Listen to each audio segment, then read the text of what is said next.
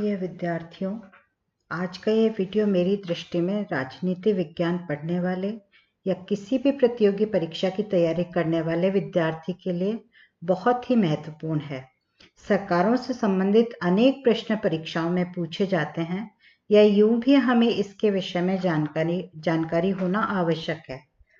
परंतु मुझे लगता है कि विद्यार्थियों में सबसे ज़्यादा कन्फ्यूज़न भी इसी को लेकर होता है कि व्यवस्थापिका क्या है, कार्यपालिका क्या है, इनमें कौन लोग हैं, केंद्र में कौन, राज्य स्तर पे कौन, आदि अनेक तरह के प्रश्न हमारे मन में आते हैं। आज इस वीडियो के माध्यम से ये सभी प्रश्नों को क्लियर करने की मैं कोशिश करूंगी। राज्य एक अमूर्त संस्था होती है जो दिखाई नहीं देती है और उसका मूर्त रूप है सरकार। राज्य के सभी कार्यों को सरकार द्वारा ही किया जाता है। किसी भी राज्य में मुख्यतः 3 प्रकार के कार्य होते हैं: कानून बनाना, कानूनों को लागू करना और फिर उनकी रक्षा करना। इन्हीं 3 कार्यों के आधार पर सरकार के 3 अंग बनाए गए हैं। सरकार के ये 3 अंग हैं। पहला विधायिका या व्यवस्थापिका, जिसे आप इंग्लिश में लेजिस्लेचर भी कहते हैं। दूसरा कार्यपालिका और तीसरा न्यायपालिका। विधायिका कानून बनाने का कार्य करती है, कार्यपालिका उन्हें लागू करती है, इम्प्लीमेंट करती है और न्यायपालिका उनकी रक्षा करती है, साथ ही उनका उल्लंघन करने वालों को दंड भी देती है। अब हमारे सामने प्रश्न ये आता है कि विधायिका होती क्या है, कौन लोग इसमें शामिल होते हैं। तो आइए देखते हैं कि केंद्र की विधायिका में 3 संस्थाएं हैं: राष्ट्रपति, राज्यसभा तथा लोकसभा। राज्य में भी इसी प्रकार से एक विधायिका होती है। तीनों ही अंग राज्य में भी बराबर के ही होते हैं। तो राज्य की विधायिका में राज्यपाल, विधान परिषद तथा विधानसभा होती है। केंद्र की विधायिका को हम संसद कहते हैं, तीनों को मिला करके, तथा इंग्लिश में आप उसे पार्लियामेंट कहते हैं। तो राज्य की विधायिका को हम विधानमंडल कहते हैं। पार्लियामेंट के सदस्य जो होते हैं वो एमपी कहलाते हैं, यानी राज्यसभा और लोकसभा दोनों के मेंबर ही एमपी कहलाते हैं, हिंदी में जिसे आप सांसद कहते हैं। लेकिन राज्यों में विधान परिषद के सदस्य MLC, member of legislative council हैं, जबकि विधानसभा के सदस्य एमएलए कहलाते हैं। अब इन सारी चीज़ों को आप केवल इस तरीके से समझें कि सेंटर की जो मैं बात कर रही हूँ वो आप दिल्ली से समझें कि दिल्ली में जो सरकार है उसमें जो कानून बनाने वाली आपकी संस्था है वो राष्ट्रपति है, फिर राज्यसभा है और लोकसभा है। जबकि आप जब राज्य स्तर पे हम जयपुर को लेंगे इसके लिए, हमारी जो राजस्थान की सरकार है उसका सेंटर जो है वो जयपुर है। जयपुर में एक राज्यपाल होता है और विधान परिषद और विधानसभा में से हमारे यहाँ पर विधानसभा है।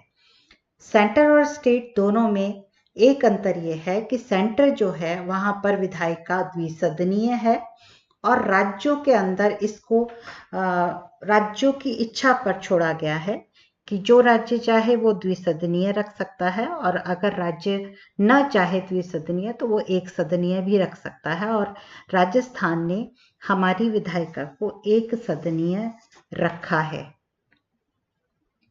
अब मैं आपको अलग अलग करके इनके कुछ मुख्य बिंदुओं को बताना चाहूँगी। विधायिका के मुख्य बिंदु देखें आप, जैसे संसद जो है, संसद में अनुच्छेद 79 के अनुसार लिखा गया है कि संसद राष्ट्रपति और दोनों सदनों से मिलकर बनेगी, जिनके नाम क्रमशः राज्यसभा और लोकसभा होंगे। अब प्रश्न ये आता है कि राष्ट्रपति क्योंकि कार्यपालिका का भी हेड होता है, तो फिर हमने इसको विधायिका में क्यों लिया है?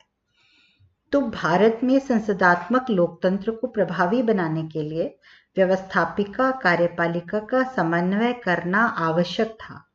अतः राष्ट्रपति को संसद का अभिन्न अंग बनाया गया। किसी भी विधेयक पर राष्ट्रपति के हस्ताक्षर के बाद ही वो कानून बनता है। आप विधेयक और कानून दो अलग अलग शब्द होते हैं। विधेयक यानी बिल और कानून लॉ। विधेयक जब वो इन प्रोसेस होता है, कोई भी कानून बनने की जब प्रक्रिया में होता है तो विधेयक होता है, और जब उसे राज्यसभा लोकसभा दोनों पास कर दें और उसके बाद राष्ट्रपति उस पर हस्ताक्षर कर दे, तब वो कानून बनता है। राज्यसभा हमारा उच्च सदन है, स्थायी सदन है जो कभी भी भंग नहीं होता है। इसके सदस्यों की अधिकतम संख्या 250 होती है। इनमें से 12 सदस्य राष्ट्रपति द्वारा नामजद होते हैं। 1/3 सदस्य हर 2 साल बाद बदलते हैं। प्रत्येक सदस्य का कार्यकाल 6 वर्ष का होता है। इसका मतलब ये एक रोटेशन चलता रहता है। इस तरीके से ये कभी भी भंग नहीं होती है।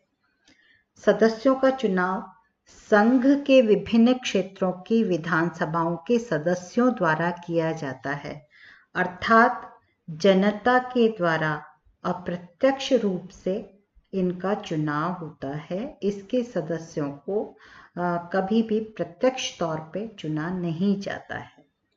सदस्य बनने के लिए न्यूनतम आयु जो होती है वो 30 वर्ष है। 30 वर्ष से कम का व्यक्ति इसका सदस्य नहीं बन सकता है। उपराष्ट्रपति राज्यसभा का पदेन सभापति होता है। इसी प्रकार से लोकसभा को देखें हम तो ये संसद का निम्न सदन है तथा लोकप्रिय सदन है। और आप इसे अच्छे से समझ लें कि हमारा सबसे इम्पॉर्टेंट जो हाउस है वो भी लोकसभा है। इम्पॉर्टेंट हम इसलिए मानेंगे इसको क्योंकि राज्यसभा से लगभग दुगनी इसमें सदस्य संख्या होती है। तो आप जानते हैं कि जितने ज़्यादा लोग होते हैं उनकी इम्पोर्टेंस उतनी ही ज़्यादा होती है।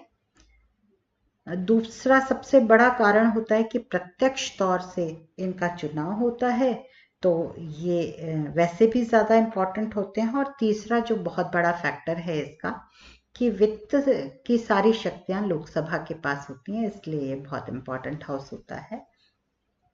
इसके सदस्यों को जनता द्वारा प्रत्यक्ष रूप से चुना जाता है। इसके सदस्य बनने के लिए न्यूनतम आयु 25 वर्ष है। लोकसभा का कार्यकाल 5 वर्ष होता है, किंतु प्रधानमंत्री के परामर्श पर राष्ट्रपति द्वारा समय से पूर्व भी इसको भंग किया जा सकता है, इसलिए यह अस्थायी सदन होता है। सदन की अधिकतम संख्या 552 हो सकती है, इससे अधिक नहीं हो सकती है, जिसमें से 530 राज्यों के प्रतिनिधि चुने जाते हैं। 530 जो है वो राज्यों के प्रतिनिधि आते हैं। 20 केंद्र शासित प्रदेशों के प्रतिनिधि होते हैं और 2 राष्ट्रपति द्वारा एंग्लो इंडियंस नामित होते हैं। तो ये हमारी विधायिका हुई। और अब आइए हम देखते हैं कार्यपालिका। कार्यपालिका यानी हमारे सरकार का वो अंग जो कानूनों को लागू करने का कार्य करता है। कानूनों को लागू करने के लिए सेंटर के अंदर जो कार्यपालिका का हेड होता है वो राष्ट्रपति होता है। उपराष्ट्रपति, प्रधानमंत्री और मंत्रिपरिषद, इन सबको मिलाकर के हम कार्यपालिका कहते हैं। इसी प्रकार से स्टेट के अंदर, राज्य के अंदर राज्यपाल होता है, मुख्यमंत्री होता है और उसकी मंत्रिपरिषद होती है। मंत्रिपरिषद और मंत्रिमंडल में आमतौर पे हम सभी कंफ्यूज होते हैं। तो मंत्रिपरिषद सभी मंत्रियों की एक काउंसिल है, लेकिन मंत्रिमंडल जो होता है वो केवल कुछ मंत्रियों का, जो ऊपरी स्तर के मंत्री होते हैं, उनका एक संगठन होता है, यानी कि मंत्री परिषद बड़ा है, जबकि मंत्रिमंडल बहुत छोटा होता है, जो प्रधानमंत्री के साथ में बहुत महत्वपूर्ण निर्णयों में काम करता है।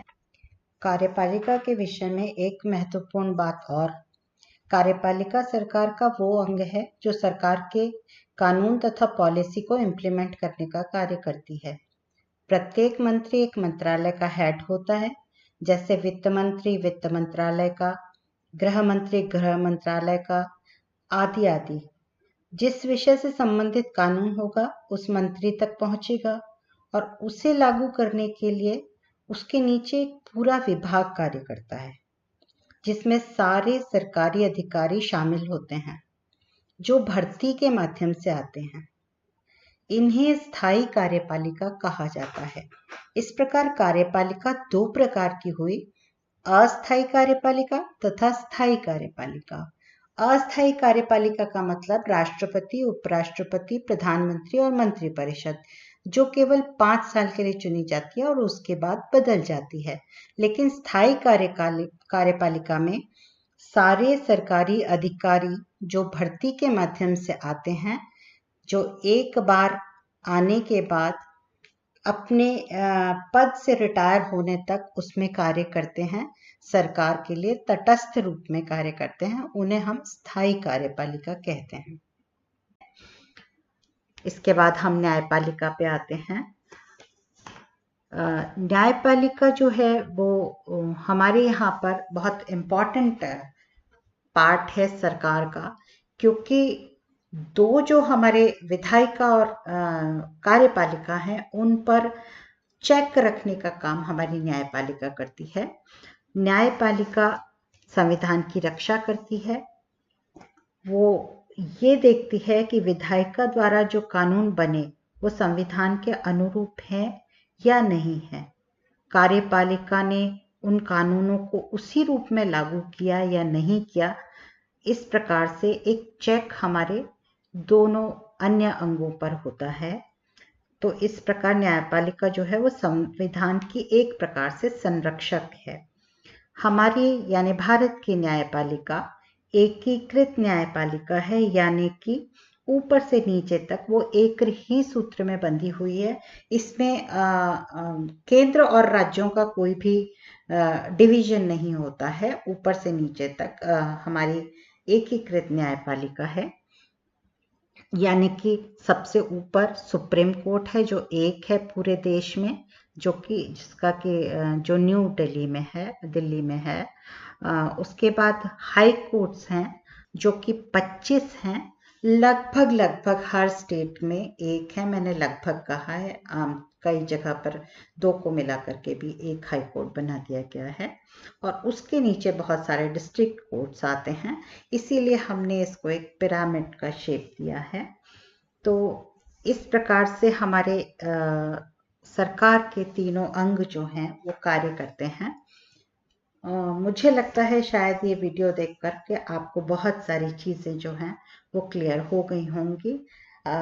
कैसे चुनी जाती है सरकार, किस प्रकार से फिर वो मंत्री बनते हैं, ये सब चीज़ें मैं आपको किसी अन्य वीडियो में और समझाने का प्रयास करूँगी। धन्यवाद।